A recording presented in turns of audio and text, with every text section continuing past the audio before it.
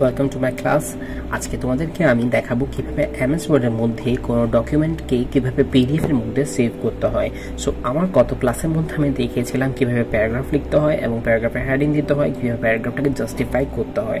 So আজকে তোমাদেরকে দেখাবো এই প্যারাগ্রাফটাকে কিভাবে আমরা সেভ করতে পারি পিডিএফ এর মধ্যে।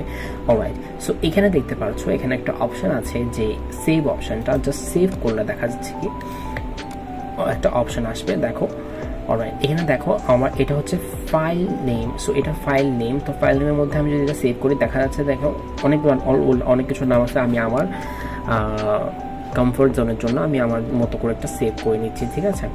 সো এখানে লিখে ফেলি মাই মাদার প্যারাগ্রাফ, ঠিক আছে। প্যারা বা প্যারাগ্রাফ যেটা লিখতে চাও লিখো, আমি এখানে প্যারা লিখে দিলাম।